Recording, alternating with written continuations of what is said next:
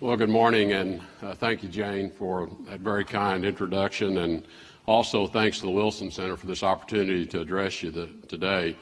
The Wilson Center has made many important contributions to public policy over the years, and therefore it's a very fitting venue for our discussion today on Europe, considering that 100 years ago this year, the United States entered World War I under the leadership of President Wilson.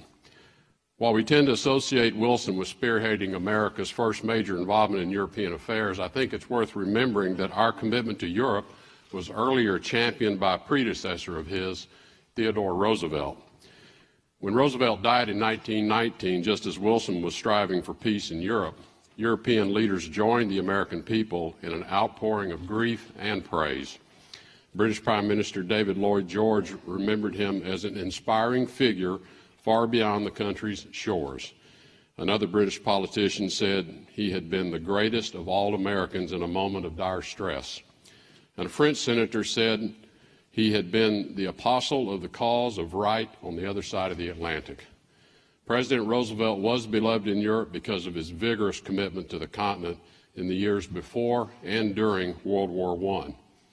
While President Wilson steadfastly adhered to a neutrality policy, Roosevelt felt a responsibility to come to Europe's defense. It was reported he even once asked President Wilson for permission to personally lead an army division into Europe. And he had even written to a British Army officer saying, "If we had done what we ought to have done after the sinking of the Lusitania, I and my 4 boys would now be in the Army getting ready to serve with you in Flanders." What motivated Theodore Roosevelt's rejection of neutrality and an ardent commitment to the defense of Europe? We can see the answer in something Roosevelt told the U.S. Congress in 1904, and I quote, "A great free people owes it to itself and to all mankind not to sink into helplessness before the powers of evil." Roosevelt knew that the defense of freedom demanded action from free nations, confident in their strength and protective of their sovereignty. Roosevelt also knew that the United States and Europe, then as we are now, are bound by shared principles. Our nations live according to a self-evident truth on which Western civilization is built: liberty, equality, and human dignity. These foundational principles are protected by the construct of our institutions, dedicated to the rule of law, separation of powers, and representative government. Our principles are also protected from external threats by our collective determination, action, and sacrifice in the face of security challenges. World War I was the first great test in the 20th century of whether the United States would pay the high cost of liberty.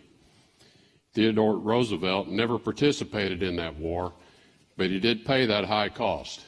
His son Quentin, a fighter pilot, was killed in the skies over France. In past decades, our way of life, and by extension our core Western principles, have been tested by the totalitarian threat of Nazism, by Soviet power and its communist ideology, by ethnic and sectarian conflicts, and by internal political pressures. Together, the U.S. and Europe have passed these tests, but we know that the United States and Europe are again tested today, and we will be tested again. Under President Trump, the United States remains committed to our enduring relationship with Europe. Our security commitments to European allies are ironclad. If we are to sustain the shared security commitments that ensure stability in the region, the Trump administration views it as necessary for our allies to be strong, sovereign, prosperous, and committed to the defense of shared Western ideals. Over the past 10 months, we have embarked on a new strategic policy that bolsters European and American security, namely a recommitment to Europe in the wake of the failed Russia reset, a new effort to adapt security institutions to combating emerging threats like terrorism, cyber attacks, and nuclear proliferation, and an expectation that European nations accept they are more secure when they contribute more toward their own defense. These new policy directions will better position the United States and Europe to confront the challenges that threaten our prosperity, the actors that seek to sow chaos and instill doubt in our laws and institutions, and the enemies that threaten our security and oppose our way of life. This is a message I will repeat in my meetings with NATO and OSCE leaders and in bilateral meetings and a trip to Europe next week. The preservation of our liberty begins with guaranteeing that our people can live in safety. To that end, the United States places the highest importance on security relationships with European allies, including NATO. Alliances are meaningless if their members are unwilling or unable to honor their commitments. Earlier this year, President Trump reaffirmed the United States' commitment to Article 5 of the NATO Treaty because it is the best mechanism we have to deter aggression. And as the text of Article 5 reads, the parties agree that an armed attack against one or more of them in Europe or North America shall be considered an attack against them all. Any attack by any actor or on a NATO member state will trigger Article 5, and the United States will be the first to honor the commitment we have made. We will never forget how NATO members came quickly to stand with us after the September 11th attack, and we will do the same for them if they are attacked. While the West continues to seek a productive new relationship with post-Soviet Russia, thus far it has proved elusive, as both attempts by the prior administration to reset the Russia and U.S.-Europe relationships have been followed by Russia invading its neighbor Georgia in 2008 and Ukraine in 2014. Russia continues aggressive behavior toward other regional neighbors by interfering in election processes and promoting non-democratic ideals. We, together with our friends in Europe, recognize the active threat of a recently resurgent Russia. That is why the United States has strengthened its deterrence and defense commitments in Europe through the European Deterrence Initiative, or EDI. Earlier this year, the administration requested $4.8 billion in its budget towards the EDI. This increase of $1.4 billion over the previous year will enhance the U.S. military's deterrence and defense capabilities and improve the readiness of our forces in Europe. The EDI facilitates training and exercises with our European allies and partners to better integrate our militaries and provide security for Europe. And it will bolster the capacities of our Army, Navy, Air Force, and Marine Corps to deploy assets and support NATO joint exercises. In view of Russia's Zapad military exercises conducted near the borders of Baltic states in September, our ability to respond to an attack in concert with our allies is more important than ever. The EDI also includes $150 million to help Ukraine build its capacity for defending its territorial integrity. The United States recognizes that the war in Ukraine, in which people are still dying every day, must come to an end. We have repeatedly urged Russia to begin the path to peace by honoring its commitments under the Minsk agreements. Any resolution of the war that does not entail a fully independent, sovereign, and territorially whole Ukraine is unacceptable. Russia chose to violate the sovereignty of the largest country in Europe. The United States and Europe have stood shoulder to shoulder since 2014 in confronting this Russian aggression with a coordinated sanctions policy. Our transatlantic unity is meant to convey to the Russian government that we will not stand for this flagrant violation of international norms. We hope Russia will take steps to restore Ukraine's full sovereignty and territorial integrity and fully implement its Minsk commitments, allowing us then to begin the process of restoring normal relations. But let me be clear, Minsk-related sanctions will remain in place until Russia reverses the actions that triggered them. We are committed to the success of an independent and whole Ukraine. However, Ukraine's future depends also on winning its internal struggle to implement a broad range of economic, justice, security, and social sector reforms. We encourage Ukraine to continue building capable, trustworthy institutions that will reduce and eventually eliminate corruption, strengthen their judicial system, and deliver economic prosperity to their citizens. The Ukraine crisis also made clear how energy supplies can be wielded as a political weapon. Enhancing European energy security by ensuring access to affordable, reliable, diverse, and secure supplies of energy is fundamental to national security objectives. The United States is liberalizing rules governing the export of liquefied natural gas and U.S.-produced crude, and we're eager to work with European allies to ensure the development of needed infrastructure like import terminals and interconnecting pipelines to promote the diversity of supply to Europe. In July, President Trump announced at the 3C summit that the United States will provide technical support for Croatia's Kirk Island project. The United States will continue to support European infrastructure projects, such as LNG receiving facilities in Poland and the interconnector Greece-Bulgaria pipeline to ensure that no country from outside Europe's energy union can use its resources or its position in the global energy market to extort other nations. We continue to view the development of pipelines like the Nord Stream 2 and the multi-line Turk Stream as unwise, as they only increase market dominance from a single supplier to Europe.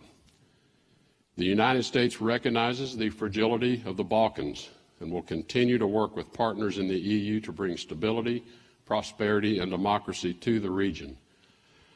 The people of the Balkan countries, to them we say, abandon your old animosities so that peace may become permanent. You have a chance to direct a new course of history. Bloodlines should no longer be battle lines. The United States and the world long to see a new generation of Serbs, Croatians, Albanians, Bosnians, Kosovars, and others who will forgive the past, even if they can never forget it. A testament to America's shared values with Europe is our cooperation on issues beyond the borders of Europe, which affect us all. The United States and our European allies have partnered to hold Bashar al-Assad accountable through sanctions for his crimes against his own people. Since the beginning of the Syrian crisis, the EU and its member states have pledged over 9.5 billion euros in humanitarian, stabilization, resilience assistance, and those efforts are continuing as the global coalition to defeat ISIS stabilizes liberated areas. As the last pockets of ISIS are defeated in Syria and international focus turns to resolving the Syrian civil conflict, our European partners must continue to be strong advocates for the UN-led Geneva process under UN Security Council Resolution 2254. That alone can be the basis for rebuilding the country and implementing a political solution that leaves no role for the Assad regime or his family in Syria's government. Our European partners have also been strong supporters of our diplomatic and economic pressure campaign against North Korea. In addition to enthusiastically supporting UN Security Council resolutions, countries have taken unilateral steps to maximize pressure on the regime in Pyongyang. Portugal froze all diplomatic relations with the DPRK in July. Spain and Italy have expelled North Korean ambassadors. Latvia has fined banks who have violated the sanctions. Our European allies know North Korea is a threat to all responsible nations and requires a coordinated response. We commend our allies for increasing pressure on the regime in Pyongyang in order to achieve the complete, permanent, and verifiable denuclearization of the Korean Peninsula. The partnership that the United States and European nations have forged are a critical basis for confronting the threats of today and tomorrow, both in Europe and outside of Europe. The United States and Europe face many challenges and threats that, unlike in the past, are simultaneously dispersed among many geographic front lines and across multiple domains, whether non-state terrorist actors, threats of a more conventional nature, cyber threats, or nuclear threats. Because we know we are stronger in confronting these challenges when we are working together, we will pursue even greater cooperation from and with the nations of Europe, our best partners. History has shown that when we are united, we succeed in the face of shared challenges. As I remarked earlier, one of these challenges is Russia.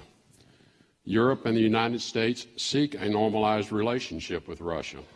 However, Russia has shown it seeks to define a new post-Soviet global balance of power, one in which Russia, by virtue of its nuclear arsenal, seeks to impose its will on others by force or by partnering with regimes who show a disregard for their own citizens, as is the case with Bashar al-Assad's continuous use of chemical weapons against his own people.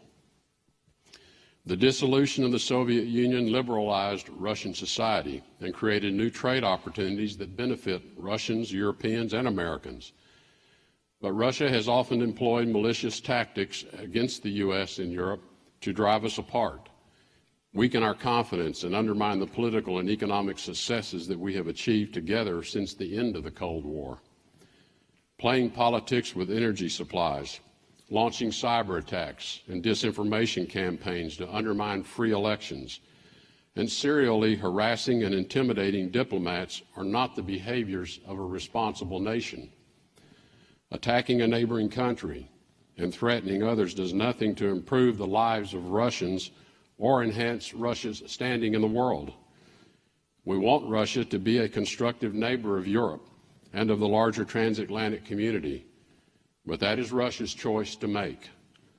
Russia can continue to isolate and impoverish itself by sowing disorder abroad and impeding liberty at home, or it can become a force that will advance the freedom of Russians and the stability of Eurasia. Following the President's recent decision regarding our policy toward Iran, there is actually much more that binds the United States and Europe together than drives us apart. The JCPOA is no longer the only point of U.S. policy toward Iran. We are committed to addressing the totality of the Iranian threat. We ask our European partners to join us in standing up to all of Iran's malign behavior. The Iranian regime is antithetical to Western principles in its totalitarian suppression of individual, political, and religious freedom. Neither the United States nor Europe wants another type of North Korean nuclear threat on its hands, nor are any of our nations at ease with Iran's attempts at hegemony in the Middle East through support for terrorist organizations, militias on the ground in Iraq and Syria, and an active ballistic missile development program. At Europe's intersection in the region, we know Turkey cannot ignore Iran because of geographic proximity and cultural ties. But we ask Turkey, as a NATO ally, to prioritize the common defense of its treaty allies. Iran and Russia cannot offer Turkish people the economic and political benefits that membership in the Western community of nations can provide. We recognize the important contributions of our NATO allies that have been made in Afghanistan, and we ask them to maintain their commitment to the mission. The end state of the United States' new South Asia strategy is to destroy terrorist safe havens and deny their reestablishment, while the Afghan government continues to strengthen its own capacity to maintain security and create the conditions for reconciliation with the Taliban and an inclusive government that accounts for the ethnic diversity of all Afghans. We know this will take time, but if we fail to exercise vigilance and undertake action against the terrorist threat wherever it is found, we risk recreating the safe havens from which the 9/11 plot was hatched and carried out. We urge proportionate contributions of troops, funds, and other forms of assistance as we seek to eradicate a terrorist threat that will not be confined to the place where it was born. NATO's resolute support mission is essential to our shared goal of ensuring that Afghanistan develops the capability to contribute to regional stability and prevail over terrorist threats, including al-Qaeda and ISIS. Even though ISIS is on the brink of complete extinction in Iraq and Syria, the threat of ISIS and associated terror networks will persist in our own country and in others. ISIS is looking for new footholds wherever they can find them, including the Sahel region of West Africa. We must take action so that areas like the Sahel or the Maghreb do not become the next breeding ground for ISIS, al-Qaeda, or other terrorist groups. When these groups are able to occupy territory without disruption, their strategists, their bomb makers, and online propagandists have an easier time encouraging, plotting, and executing attacks elsewhere in the world. This, for many months, was the case in Raqqa. In support of our African and European partners, particularly France, the United States recently committed up to $60 million to assist the G5 Sahel Joint Force to combat terrorism and the potential rise of ISIS in the African Sahel region. The emergence of ISIS in the Sahel is just one indication that threats to the safety and well-being of our people will continue to have new and unexpected origins. The evolving and unpredictable nature of the threats we face is already clear to the residents of Paris, Brussels, Orlando, Nice, Berlin, Istanbul, London, Manchester, Barcelona, New York, and many other places where our people have suffered at the hands of Islamist terrorists, many of whom were radicalized in front of a computer screen inside their own homes, inside their own countries. And the threats we face are clear to countries like Turkey, Greece, Italy, and Germany, who have confronted the destabilizing impact of waves of irregular migration from North Africa and the Middle East. In the darkest hour of World War II, Winston Churchill declared that the British people would fight on the fields, in the beaches, and in the streets to protect their country. Today, our fight is increasingly located on the internet, at passport checkpoints, and in the hearts and minds of young people in Europe and around the globe. European security institutions, including NATO, must be properly adapted to address internal and external threats such as radical Islamic terrorism, to address cyber attacks, and to address unchecked migration. Though we know these are the threats of the future, too many headlines have already declared these are the threats of today. New threats to the United States and Europe are long-term, unpredictable in timing, and localized in many different places. Properly anticipating and combating these threats require a greater European commitment to security, because local responders are the most effective deterrent. While the United States will continue to maintain our guarantees against a catastrophic failure of security in the region, and will continue to expand resources to maintain our protective umbrella, the nations of Europe must accept greater responsibility for their own security challenges. Our alliances must be made stronger in the current strategic environment. A lack of diligence and duty will only invite greater risk. President Trump said in Warsaw, and I quote, "We have to remember that our defense is not just a commitment of money, it's a commitment of will." Our expenditures are in some ways a reflection of how much we seek to protect peace and freedom.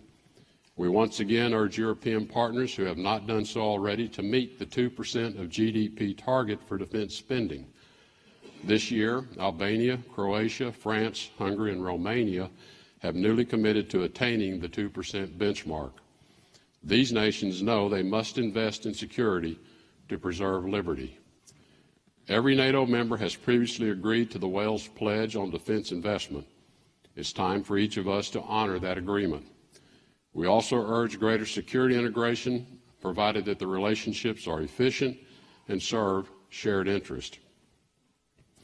These commitments are necessary because our freedom and security is at stake. The United States and all nations of Europe, especially those who once lived under the weight of communist dictatorships, value our freedoms as nations who can act on our own authority. If we do not exercise responsibility, we will not have sovereignty. And if we do not have sovereignty, we will not have freedom. Maintaining sovereignty also entails cultivating the virtues that make it possible. Free nations must exercise vigilant protection of civil societies and the groups, families, and individuals that compose them. Rule of law and representative governments are empty shells when detached from a vibrant civil society and a deep respect for certain self-evident truths.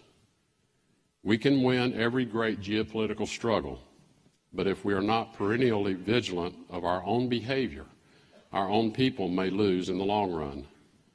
The preservation of Western ideals depends on how willing we are to protect the core truths upon which our political and economic freedoms are based. We know the people and leaders of Europe are having many conversations about their future. America will not attempt to impose answers to those questions. We recognize that Europe is composed of free nations who, in the great tradition of Western democracy, must be able to choose their own paths forward. As in the past, the United States is committed to working with Europe's institutional arms, and while we also recognize that our allies are independent, democratic nations with their own history, perspective, and right to determine their future. This position has a particular relevance for what is transpiring in the UK over the Brexit. The United States will maintain our long-standing special relationship with the United Kingdom, and at the same time maintain a strong relationship with the EU regardless of the outcome of Brexit. We will not attempt to influence the negotiations, but we urge the EU and UK to move this process forward swiftly and without unnecessary acrimony. We offer an impartial hand of friendship to both parties. The next chapter of European history must be written in Europe's own words. As I mentioned at the beginning, 2017 marks the 100th anniversary of America's entry into World War I.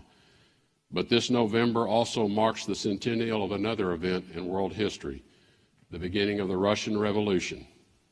Though the Soviet Union collapsed 26 years ago, a few symbols and phrases associated with decades of Soviet rule endure in the English language. The Gulag, the 5-year plan, the Iron Curtain, the Berlin Wall.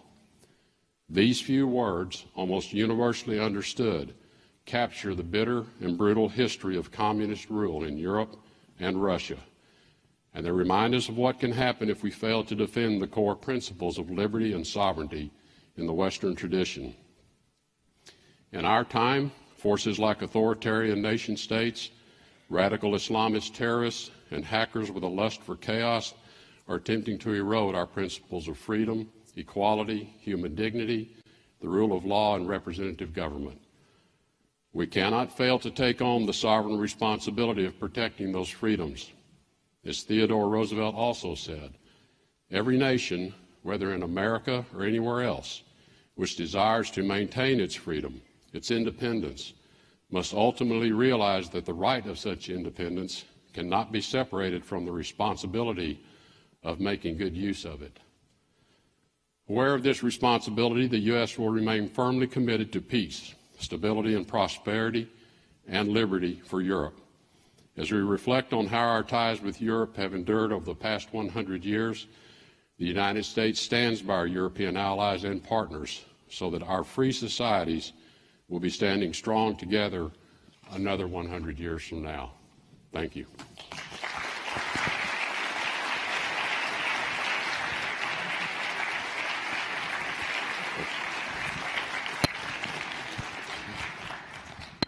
Thank you, Mr. Secretary, for a speech that I think is worthy of many of the leaders you cited. Woodrow Wilson, who served us as president 100 years ago, Theodore Roosevelt, Franklin Roosevelt, Winston Churchill.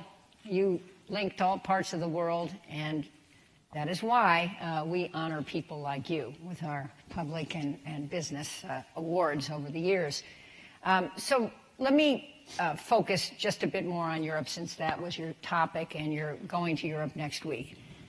Bob Dickey and I were recently at NATO visiting with our extremely able ambassador, Kay Bailey Hutchison, and she convened a lunch of 8 foreign ambassadors to NATO.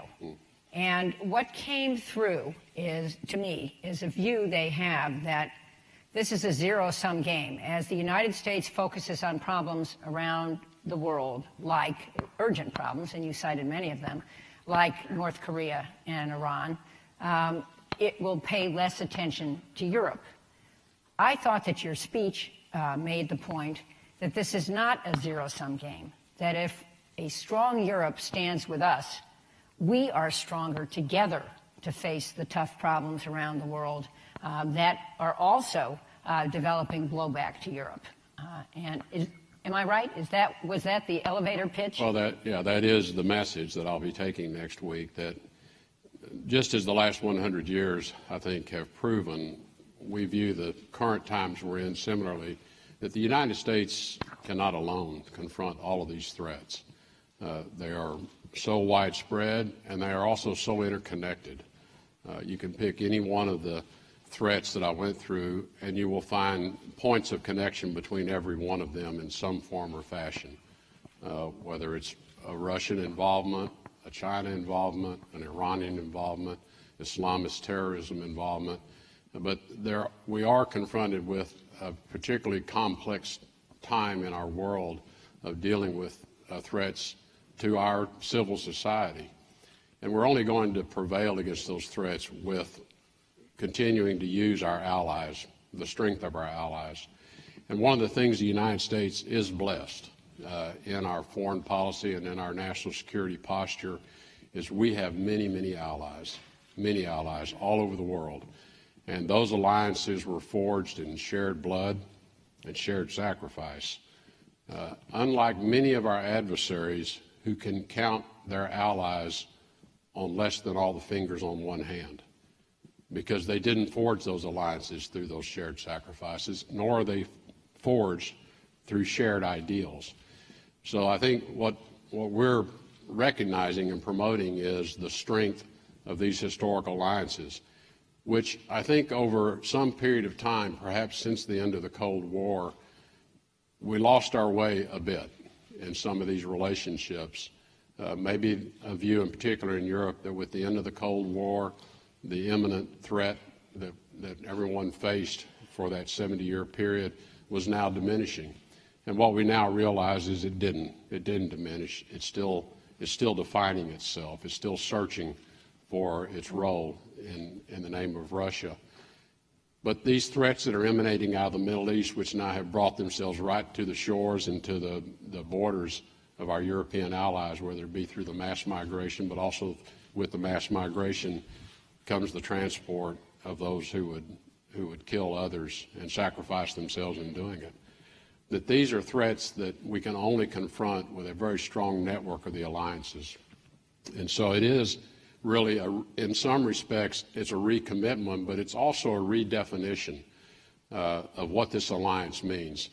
And I think, the message President Trump carried early on when he went to Europe and received a lot of criticism for it was to demand of our allies that you care as much about your freedom and you care as much about the security of your people as we care about you. And when you looked at the commitments that the U.S., the sacrifice that the U.S. makes in terms of not just the taxpayers' dollars, but our own men and women in uniform, the commitment we'd made seemed to be a little out of balance. And I think the President was just sending the message that we're committed to this alliance. You have to get committed. You need to get as committed to it as we are. And I think what I've heard and I've had a lot of dialogue with European counterparts, that message has resonated. And we're seeing it in the commitments to NATO, commitments to defense spending, a recommitment of personnel. And this is really what was needed at this time where we are under these enormous threats. And we have to strengthen the alliances. We have to strengthen NATO's capability to deal with what are now new and changing threats. And that was really the purpose of the President's message early in his presidency, which we've now followed through on in crafting these stronger relationships. We have more work to do, but I think our message to Europe is nothing has changed in terms of our commitment to you. Nothing from that time we made that decision 100 years ago to enter World War I in your defense. Nothing has changed fundamentally. The same values that bind us are still there. Thank you. Let's keep that strong. Mindful of your time, I just want to get in a few questions about other topics, including questions from the audience. But I would note that an interesting point you made in your talk was about Turkey, that Turkey now has a choice. It can become more connected to Europe, which is a huge advantage, and to us, or not. And I heard that loud and clear. I want to turn to the question of State Department funding and organization, something that many people are interested in. Every organization needs renewal. The Wilson Center needs renewal. And surely Everyone here, including long-serving foreign service officers, think the State Department needs renewal. However, questions have arisen about the steep cuts in your budget proposed by the Office of Management and Budget. That doesn't mean that's what Congress will enact. And what some claim is a hollowing out of your department. Most recently today, two valued friends of the Wilson Center, Nick Burns and Ryan Crocker, both of them enormously experienced foreign service officers and ambassadors, wrote a piece in the New York Times with a lot of information about who's leaving and what its implications are. My understanding is there is another side to this story. And so I would like to ask you to tell your side of this story and give us your vision for what the State Department should become. Well, let me start quickly with the budget because I think it's the easier question to address. The budget the State Department was given in 2016 was a record high budget, almost $55 billion. This was above what traditionally has been a budget that runs kind of in the mid $30 billion level. And this was ramping up over the last few years, in many respects for some good reasons. But as we look at that spending level, quite frankly, it's just not sustainable. It is very difficult to execute a $55 billion budget and execute it well. It's a lot of spending and deployment of resources, and I take our stewardship of those dollars very seriously. And I take the congressional oversight obligations on us very seriously, and am not going to brush them aside light-handedly. So part of this was just a reality check. Can we really keep this up? And the truth of the matter is it'd be very difficult to keep it up and do it well. And secondly, though, part of this bringing the budget numbers back down is reflective of an expectation that we're going to have success in some of these conflict areas of getting these conflicts resolved and moving to a different place in terms of the kind of support that we have to give them. So it's a combination of things, that sustainability, a recognition that those numbers are really the outliers. The numbers we're moving to are not the outliers. They're more historic in terms of the levels of spending. As to the State Department redesign, and I use the word redesign because it would have been really easy to come in on day one and do a reorg. A reorg, when I use that word, is moving the boxes around on the org chart. When I showed up in the State Department, I was stunned when I got the organization chart out, and I had 82 direct reports to the Office of the Secretary, to me, 82. Now, almost 70 of those are special envoys, special ambassadors, positions that have been created. So we immediately undertook an examination of just what's a reasonable way to run the place, and that isn't it. Having run a large global organization, and I've been through 3 major reorganizations in my history, and I actually enjoy doing it. It's always focused on how do we help the people be more effective? How do we get the obstacles out of their way? So we undertook a different approach, and since I don't know the department and didn't know its culture, we had a massive listening exercise. We had 35,000 people respond. We did over 300 face-to-face interviews, and we continue in an active dialogue with people today about what is it, if I could do one thing for you that would make you more effective and make your work more satisfying, what would that be? And we got hundreds of ideas. We've actually selected about 170 of those ideas that we are now perfecting. The reason we call it a redesign is most of these have to do with work processes internally and work processes within our agencies that we should be able to improve the way people get their work done. Some of it is tools and enablement. So things like we have a really antiquated IT system. I was shocked when I went down to spend an afternoon with the A Bureau, and I said, what's the one thing I could do? And they said, get us into the cloud. And I looked at them, I said, what do you mean, we're not in the cloud? And they said, no, we're still on all these servers. Well, that's a big cyber risk first. But it really made it very cumbersome for people. And when I started using my own computer, I started realizing just how cumbersome it was. So a lot of the projects that have been identified out of the redesign are process redesigns and some enablement for people. And it's all directed at allowing the people of the State Department to get their work done more effectively, more efficiently, and have a much more satisfying career.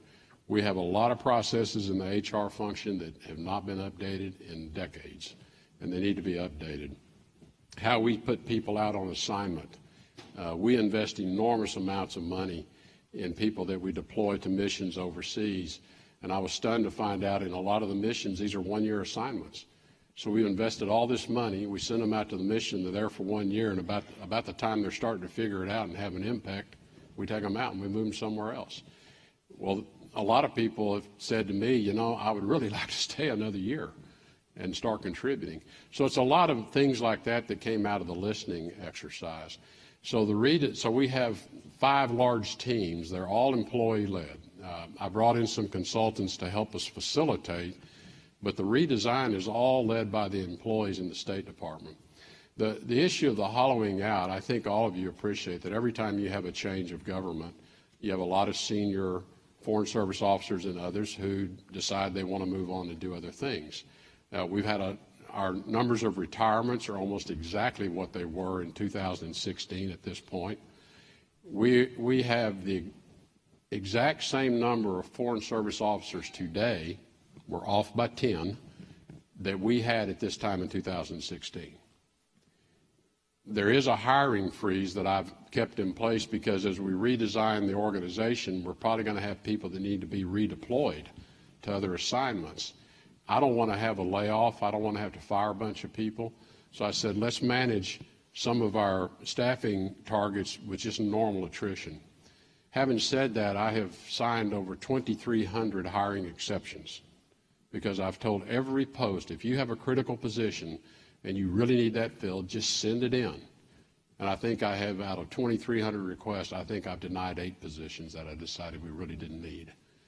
So we're keeping the organization fully staffed.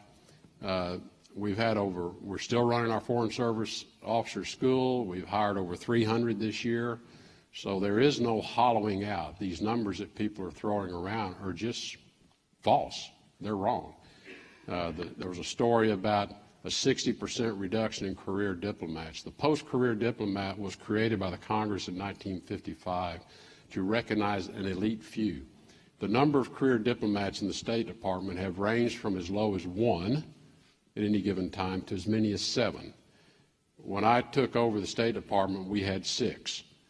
4 of those people have retired. These are your most senior people. They reached 65, they retired, they moved on. We have a review process. We're very selective in replacing those, but we actually have a review process underway, and we're evaluating a handful of people who might be worthy of that designation. But we still have 2. But we went from 6 to 2. It was a 60% reduction. It sounded like the sky was falling. The other comment I would make is, while the confirmation process has been excruciatingly slow for many of our nominees, I have been so proud of the acting assistant secretaries and people who have stepped into acting undersecretary roles. And when I read these articles that there's this hollowing out, I take offense to that on their behalf, because the people that are serving in those roles are doing extraordinary work. And they know they're not going to get the job permanently. They already know we have a nominee. But they come in every day, they work hard, they travel with me around the world. And it's that group of people that have helped me put in place and helped the President put in place the North Korean strategy with the international sanctions, a Syrian approach to the peace process that we think we're about to get on the right track, an approach to negotiating with the Russians on Ukraine, an approach to the Defeat ISIS campaign, the Iran policy, the South Asia policy in Afghanistan, our new posture towards Pakistan, the free and open Indo-Pacific. All of that's been done with the people that are working there today. And I'm very proud. I'm very proud of what they've done. They're working hard. And I'm offended on their behalf. I'm offended on their behalf when people say somehow we don't have a State Department that functions. But I can tell you it's functioning very well from my perspective. Have we got more we want to do? Yes, we got more we want to do. And my only objective in the organization redesign is to help these people who have chosen this as a career, because I'll come and go, and there'll be other politicals that'll come and go. What can I do to help them? Because they've decided they want to spend their life doing this. and they should be allowed to do it as effectively and efficiently and without a lot of grief and obstacles. And if I can remove some of that for them, that's what I want to do. Let me tell you, that message will resonate around the world. A lot of people wanted to hear that. Your time is very short. I just would like to group briefly 3 questions from the audience into one. Molly Cole, who works for Representative Jerry Connolly, and I'm sure was one of our vaunted stars in our foreign policy program, asks, do you think support for democracy and human rights abroad is an important part of the State Department's mission? That's one. Matt Rajansky, who heads our Kennan Institute, George Kennan literally was a scholar here at one point, asks, where do you think progress with Russia is possible? And finally, Mike Sfraga, whom you met, who heads our Polar Initiative, asks, in light of the increased interest and activity in the Arctic, is the Arctic and Alaska of strategic importance to the United States and to its European Arctic allies? Well, as to human rights and human dignity, of course, they are priorities. What I have said about those elements of our foreign policy is those are values, and those are values that are enduring and they never change. Now, when you're constructing foreign policy and strategies and approaches, you have to prioritize, and you can't deprioritize human rights. It's with you. It's part of every policy decision you make. The question is, how do you want to affect it? And if you say, well, it's a priority, priorities can change. Well, this can never change. This is enduring, and it's a part of every foreign policy construct that we develop. What I would say is that, but if you're dealing with a place like Syria or Iraq was in under ISIS occupation, the most important thing was saving people's lives. How can we keep people from getting killed? Because the ultimate human right is the right to live. The right to live first. If I can live, then I can begin to take care of my family. Then I can begin to fight for my human rights. Then I can begin to fight for my human. But if I'm being killed every day, I'm being bombed, I'm being gassed, our priority was save lives. So we want to save lives first, and if we do that, we stabilize areas, and then we can start creating the conditions to ensure people's human rights and dignity are respected. With respect to Russia, there are areas of mutual cooperation. We're working hard in Syria to defeat ISIS, and we are on the cusp of having ISIS once and for all defeated in Syria. We got work yet to do. We are working together with Russia on how to prevent the civil war from re-erupting. And so we've had a lot of conversations over what does Russia see as the end state of Syria, what do we see as the end state. And there's a lot of commonality there. Tactically, how we get to those peace talks, we're working very closely with one another on. We have our ups and downs. If you saw, I think it was a very important joint statement was issued by President Trump and President Putin from Da Nang, Vietnam, on the margins of the APEC meeting. That was an important alignment of how we see the Syria peace process going forward. And it was an important statement to have Russia confirm that they see it the same way we do. We'll use that and we'll build on it. I think there are other areas of counterterrorism. Russia has great fear of migration out of the Central Asian regions and terrorism inside of Russia. We think there's areas of greater cooperation on counterterrorism with Russia. There may be opportunities for cooperation in Afghanistan. We've not yet come to what that might be, but we're talking about it. In Ukraine, what I've said to the Russians is, we're never going to get this relationship back to normal until we solve Ukraine. It just sits there as an enduring obstacle, and we've got to address it.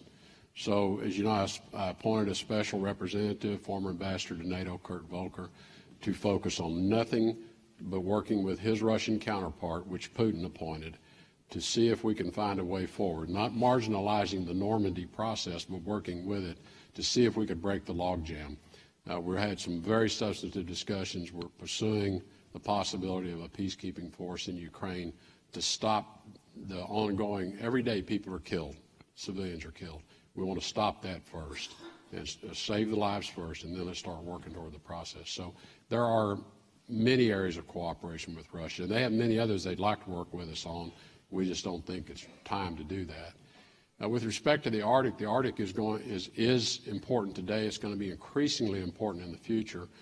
particularly as those waterways have opened up. What I can tell you is the United States is behind. We're behind all the other Arctic nations. They have dealt with this. They've gotten way ahead of us. The Russians made it a strategic priority. Even the Chinese are building ice-breaking tankers. Now, why are they building icebreakers? They're not an Arctic nation because they see the value of these passages. So we're late to the game. I think we have one functioning icebreaker today. Their Coast Guard's very proud of it. Yeah. As crummy as it is. Yeah. And I know in the budget, there is money in the budget for us to build another icebreaker. But the whole Arctic region, because of what's happened with the opening of the Arctic passageways from an economic and trade standpoint, but certainly from a national security standpoint, is vitally important to our interest. And so, our engagement through not just the Arctic Council, but through other mechanisms, is important to working with the Arctic countries on international norms. What are the rules of the game going to be? Because these are areas that have not been addressed in the past, so very important. So time is up. I was going to ask you what you want your legacy to be, but listening to you, I don't know that question can be answered yet. You're all over the world. You're focused deeply on the tough questions. You're headed to Europe next week. You have to come back and answer all the other questions we couldn't ask today. Was that a yes? Yes, I'll be back. Thank you, Mr. Secretary.